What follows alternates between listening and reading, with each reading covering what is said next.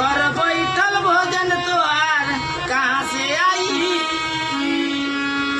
तोहार खत्म हो जाई पंडिताई। घर बैठल भोजन तोहार कहाँ से आई, तोहार खत्म हो जाई पंडिताई।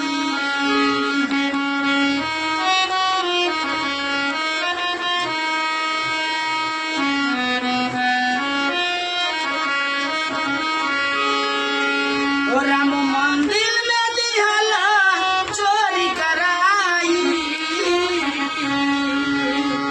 राम मंदिर में दिहला चोरी कराई।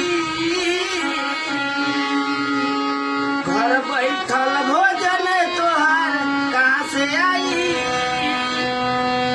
तोहार खत्म हो जाई पंडिताई।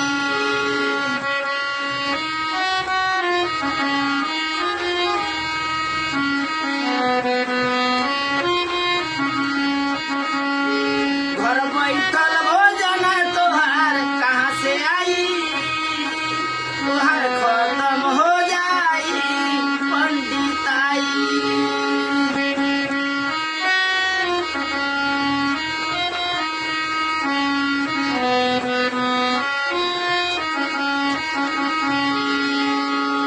ना चली टोकरी हो चली ना कुदारी,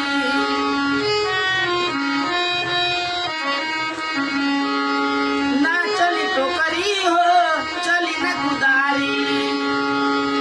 घर बैठल सोचब अपना दुआरी, कौनो बुद्धि ठगबा के अब अपनाई, कौनो ठगे के जुगती अब अपनाई।